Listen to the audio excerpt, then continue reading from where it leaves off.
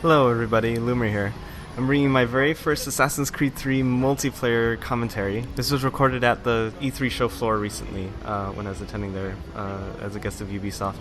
And so I'm going to try to cram a lot of information into this as much as I can, but I just want to note that I'm kind of assuming that you've heard my interview with Damien Keegan, who is the AC3 multiplayer director. I was lucky enough to chat with him for quite a while. You'll see a link in the video description or at the end of the video, because I cover a lot of stuff there with him, a lot more in depth, a lot about the new mechanics and stuff, and so I'm going to try to make this kind of supplementary to that. Okay, at the top left you can kind of see the new navigation system for the menus. Right now there's only kind of a settings thing, but I think that also is eventually going to encompass like socials features and stuff too. You just hit L1 or R1 to switch to it, so I think it's a lot more clear than how they did in Revelations. You can also face off against each other and taunt before the match starts. And so taunt is now mapped to left and right on the D-pad. Actually, they've shuffled around a lot of the controls. As you probably know by now, they've merged the stun and kill into one button. It's either square or X now, so there's no more stun prompt, which is awesome, and I'll talk about that later too. But so now the B or circle button is used to revive your teammates in team games, and then it will also still do the normal actions like gentle push and dropping down from ledges. Triangle is now used for the third ability slot, which is always a ranged ability, which again I've talked about in my interview with Damien, so I'm not going to get too in depth with that here. The other big change to the controls is that you no longer need to hold X or A in order to free run. Actually, if you just hold down R1 or right trigger on the Xbox, that will put you in free running mode. So you'll be sprinting at full speed, you can climb walls, everything like that. And so here I'm trying to lure out my pursuer, and I see her here. You can see Smoke Bomb is down on an 80-second cooldown. All those values are subject to change. They're still going to balance it before the game comes out. They're not 100% final values, but I think a lot of people will be happy for that. Anyway, so you can still kind of adjust your speed a little bit when you free run by using the analog stick, but now you no longer have to do some sort of claw grip if you want to free run and adjust your camera and stuff, which is kind of nice. Some people might not be all that happy about it, but whatever. You can see on the left there, this is the new Chase Breakers. This map is called the Northwest Passage. It's not based on a city, actually, which is kind of a first for the series. And you can see when you run through it, it's just like a gate closing, except instead it's like some boards collapse. There's also some ice caves that work the same way. So there was an article in Computer and Video Games, I believe. You have to excuse the zooming in and out a lot. One of my friends was from the Uplay forums, was filming this, and I think he was trying to highlight certain stuff, but hopefully it's not too distracting.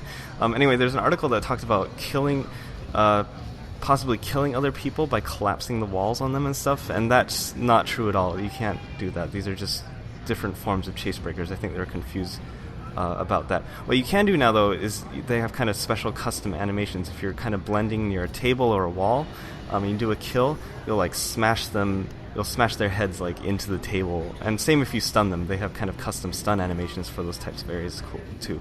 It's all just cosmetic, but it looks really cool, and it's a nice little touch. There's lots of nice little touches throughout this that they've added in AC3. So I'll explain the game mode real quick, because I don't know if it's been explained too in depth right now. You can see I just passed through a barrier. There's a barrier that cuts the map in half, just like Artifact Assault, and that normally determines your contracts, like who's pursuer, who's a target. In addition to that, though, there's the three zones, which are A, B, and C. You can see I'm coming up on one of the zones right here, and they have their own barriers. So if you control the zone, then you're always a pursuer. You'll always be the one trying to kill it. If they control it, if it's red, as you can see, they will kill you. No matter what half of the map it's located in, they will always be your pursuer, and they will be trying to kill you, and you have to stun them to take the zone.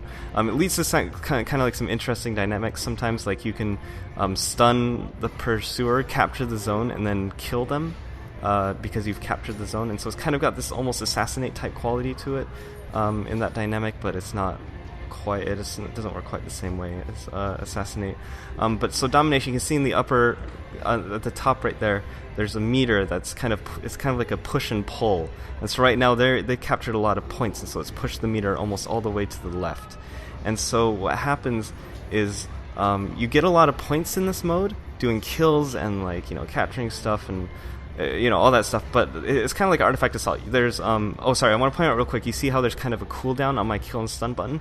That's because instead of losing contracts when you kill a civilian now, instead it just disables your ability to kill or stun. It puts a cooldown on that button, as you could see, and that's how they handle it now. We talked about that in the interview with Damien again, so you can listen to that for more details. You can still use abilities when that you just can't kill or stun. Anyway. So it's a lot like Artifact Assault. You get points, but the points don't matter in determining whether or not your team wins. What really matters is the state of that meter at the top at the very end of the game. And by the way, if you see me like looking at the sky a lot in these matches, or kind of like generally fumbling around, it's because I forgot to invert the Y-axis for my camera controls, and so a lot of times I'm like fumbling, and I'm not really doing... This is probably my worst match, honestly, out of all of them, but I didn't want to keep asking people to record matches for me, so it's totally fine. Here's another thing I was a little unhappy with, unfortunately. Ground finish still taking priority over a target right there. That's probably the only... That's actually, I think, the only thing I was really a little bit sad about after playing the demo. There's a ton of things I love about AC3 multiplayer. I'm a little sad to see that still in there, but I think they made a ton of improvements. Hopefully they'll fix that too by the end. Anyway, so like I said, you might notice there's kind of a halfway marker denoted on that meter at the top. There's two little triangles at the top and bottom, and so if your team crosses that halfway point when the match ends, then your team wins the match. That's how it's determined. And then all the individual points, will count for experience. They'll help determine, your individual, like within your team, who is the best type thing. But otherwise, it's kind of like Artifact Assault. Points don't matter. It's just who's crossed that halfway point by the end of the match. So kind of an interesting mode. I was of the opinion they already had too many modes, so I don't know. I'm using the shield ability right there. You might want to rewind it a little bit.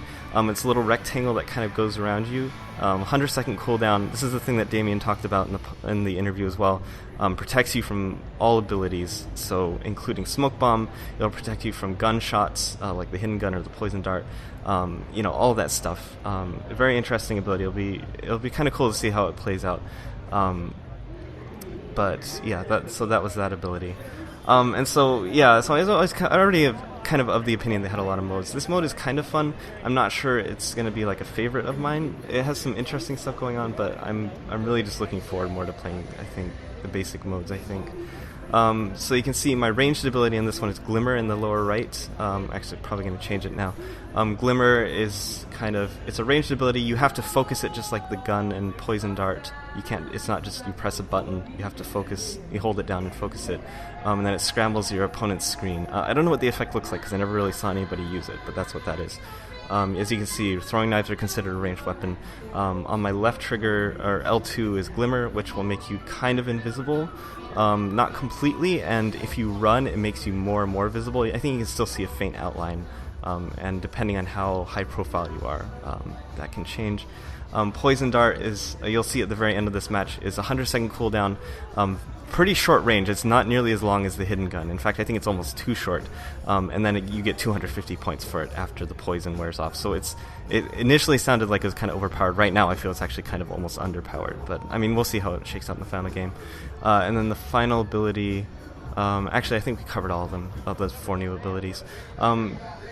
So talking, I guess, just a really quick note about the stun and kill being merged into one button. I think it's really good. I'm really happy with how it's kind of implemented. Obviously, I haven't played it a whole lot, but initial impressions, it's going to change the dynamic of the game so much, I think. Because if you think about it, you can get focus bonuses like really easily without using abilities, and so hopefully they'll cut down on the amount of people that offensive smoke bomb. Same with thinking, just it'll give away with your stun prompt will give away your contested kill. Here's the poison dart, by the way. And I know that that's a real target because they'll desync right away if it's a civilian. We can do other cool stuff, like you can enter your target's blend group and like focus hidden kill them without them ever noticing, unless they're a good player and they saw you coming. But it's like stuff like that is really cool, and I think it'll go a long way. I'm hoping it will anyway.